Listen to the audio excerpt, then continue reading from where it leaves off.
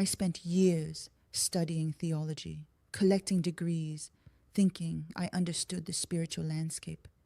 I lived in Hindu temples, explored Christianity deeply, immersed myself in Buddhism. But when people started talking about Islam with such hatred, something inside me rebelled.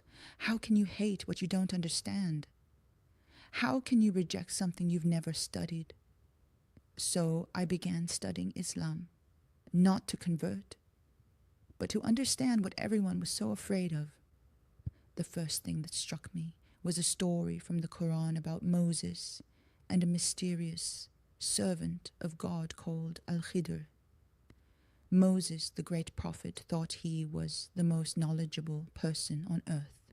God told him, "No, Moses, I'm going to let you meet someone who has knowledge I've given him, someone quiet, mystical, unknown." I felt like Moses in that moment. I'd studied so many religions, thought I had answers, but here was the story telling me that real wisdom often comes from unexpected places. God told Moses he could learn from this man, but only under one condition. Do not ask me to explain what I'm doing. Things may not make sense to you. Just follow and watch. Moses agreed, but I knew he wouldn't last. I knew because I was just like him. Impatient, needing explanations, wanting everything to make immediate sense. The first thing Al Khidr did was destroy a boat. These poor fishermen had just helped them cross the water for free, and Al Khidr took an axe and started damaging their ship. Moses exploded. "Are you crazy? Why are you destroying their livelihood?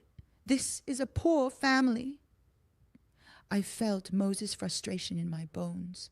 How many times had I looked at suffering in the world and demanded answers from God? How many times had I seen apparent injustice and turned away from faith entirely? But Al Khidr said nothing. They continued walking. Then Al Khidr saw a young boy and killed him, just like that. Moses was horrified. "What's wrong with you? How could you kill someone innocent?" I stopped reading. My hands were shaking. This was exactly why I struggled with religion. This apparent cruelty that believers somehow justified. I almost closed the book. But something made me continue. The third act was equally confusing. They came to a town where people refused to help them, wouldn't even give them food. But when Al Khidr saw a crumbling wall, he repaired it for free.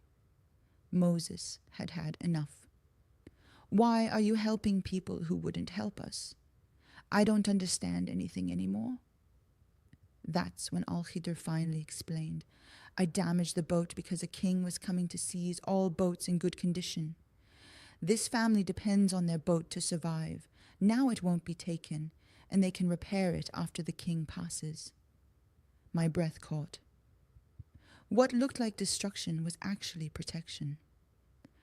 I killed the boy because he would have grown up to bring terrible hardship to his pious, loving parents.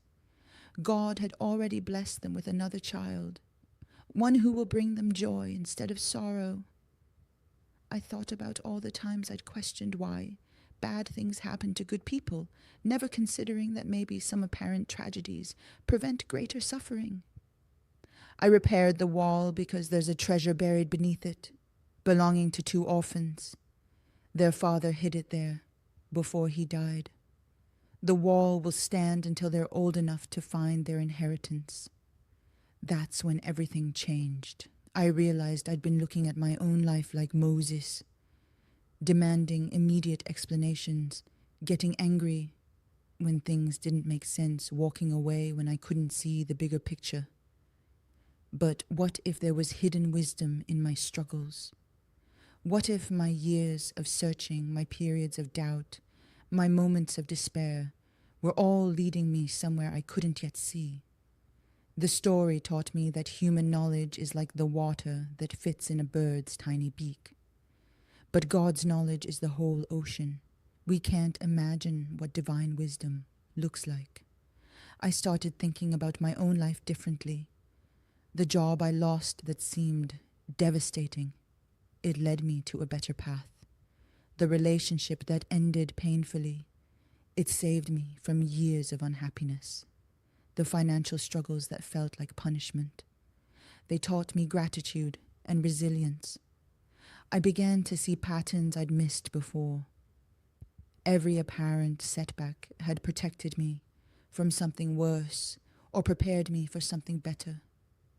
But I'd been too impatient to wait for the explanation, too proud to trust in wisdom beyond my understanding.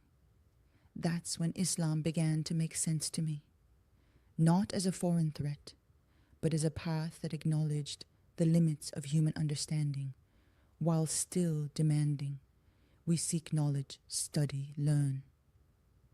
The Quran told me to respect the Bible and Torah, to see all believers as part of one human family seeking truth. I learned that Islam means submission, not the kind that makes you weak, but the kind that makes you strong enough to trust when you can't see the whole picture.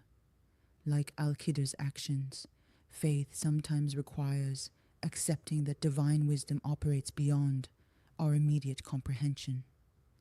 But it wasn't just intellectual understanding. I started experiencing this hidden wisdom in my daily life. When I stopped demanding immediate answers and started trusting the process, I found peace I'd never known. When I accepted that my knowledge was limited, I became truly open to learning. I remember the night I was struggling with a particularly difficult decision. Instead of analyzing it to death like I usually did, I prayed for guidance and patience. The answer came, but not in the way I expected. A series of small events, seemingly unconnected, led me to clarity. It was like watching Al Khidr's wisdom unfold in real time. The night I decided to convert, I thought about Moses walking away from Al Khidr, frustrated and confused because he couldn't wait for the full picture. I didn't want to be Moses anymore.